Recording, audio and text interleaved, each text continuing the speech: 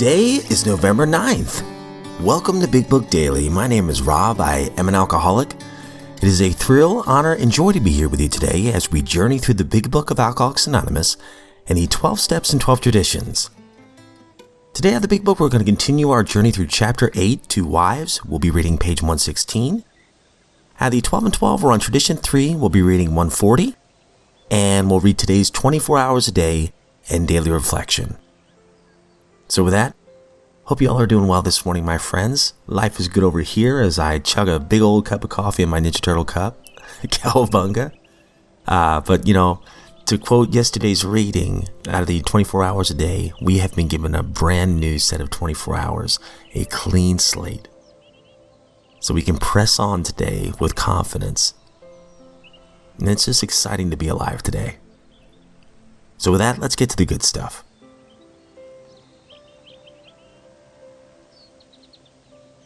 Out of the Big Book, we're on Chapter 8, Two Wives. Today we'll be reading page 116. There is another paralyzing fear.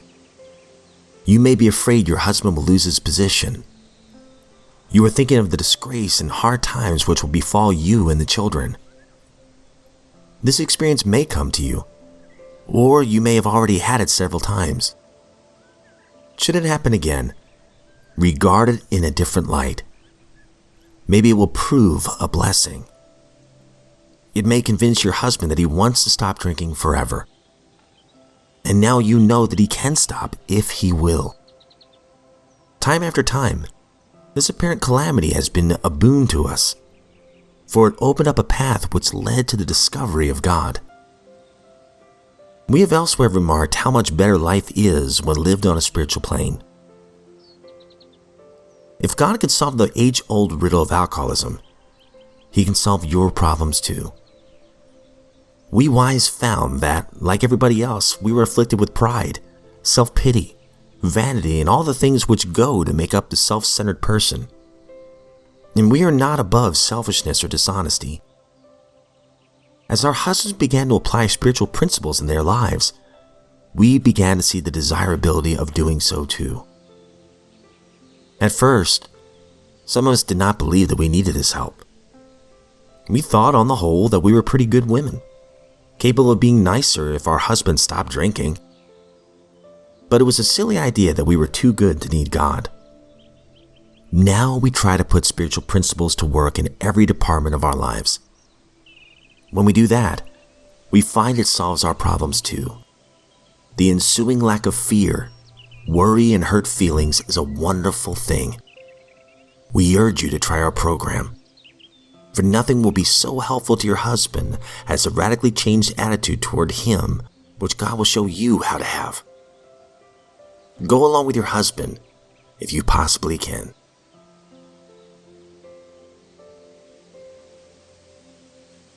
Out of the 12 and 12, we're on Tradition 3.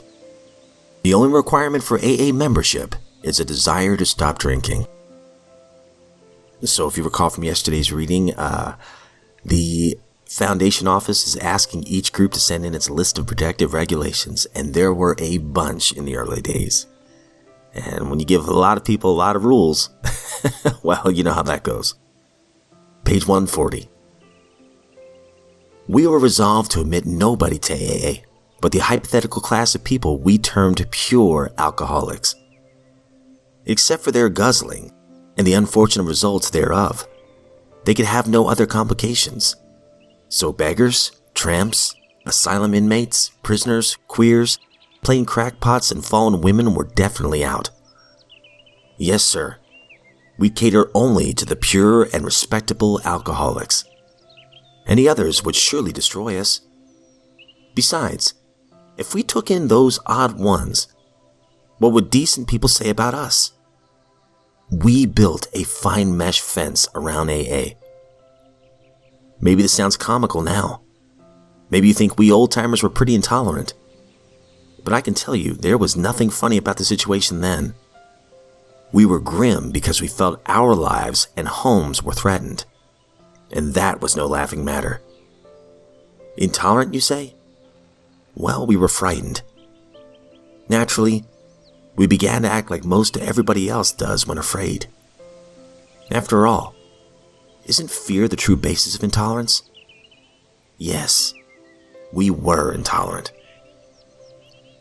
How could we then guess all those fears were to prove groundless?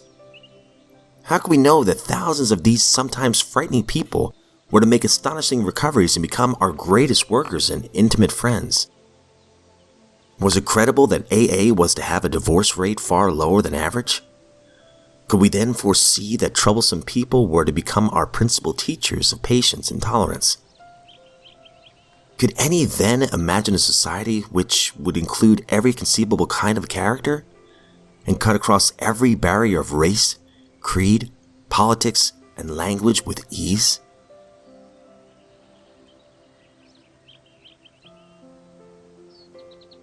"24 hours a day, November 9th. AA thought for the day.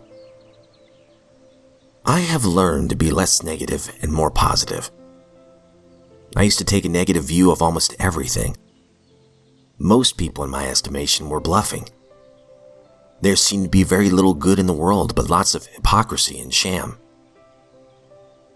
People could not be trusted. They would take you if they could. It seemed that I should take everything with a grain of salt. That was my general attitude toward life. Now I am more positive. I believe in people and in their capabilities. There is much love and truth and honesty in the world. I try not to run people down. Life now seems worthwhile, and it is good to live. Am I less negative and more positive?" Meditation for the day.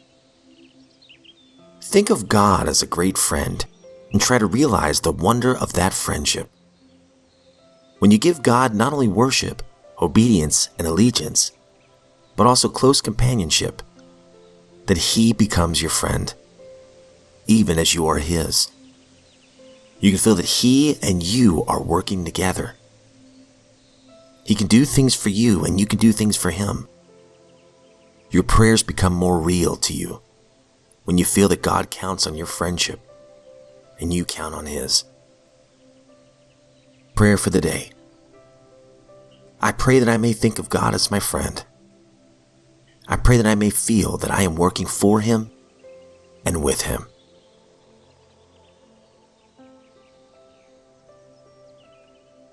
Daily Reflection, November 9th. Stepping into the sunlight. But first of all, we shall want sunlight. Nothing much can grow in the dark. Meditation is our step out into the sun. As Bill sees it, page 10. Sometimes I think I don't have time for prayer and meditation, forgetting that I always found the time to drink. It is possible to make time for anything that I want to do if I want it badly enough. When I start the routine of prayer and meditation, it's a good idea to plan to devote a small amount of time to it. I read a page from our fellowship's books in the morning and say, "Thank you, God," when I go to bed at night. As prayer becomes a habit, I will increase the time spent on it without even noticing the foray it makes into my busy day. If I have trouble praying, I just repeat the Lord's Prayer because it really covers everything. Then I think of what I can be grateful for and say a word of thanks. I don't need to shut myself in a closet to pray. It can be done even in a room full of people. I just remove myself mentally for an instant. As the practice of prayer continues, I will find that I don't need the words, for God can and does hear my thoughts through silence.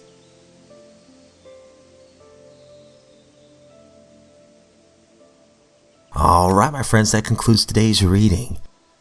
First of all, I had the big book. My wife, she decided, as I was in the early days of recovery, she decided she wanted to kind of work on some things herself.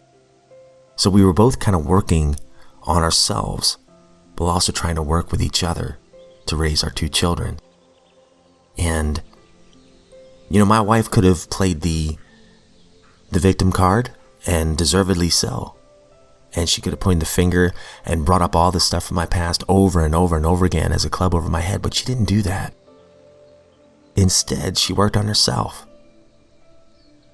And our marriage, I get teary-eyed thinking about it, but our marriage is a miracle. And it continues to be a miracle because we continue to work on ourselves and work with each other. It's that one day at a time mentality. We never rest on our laurels because we know what happens when we do. Through the good old teacher of experience. And then the daily reflection today, beautiful. And of course the 24 hours a day as well. Just praying anywhere at any time. Making the time for it.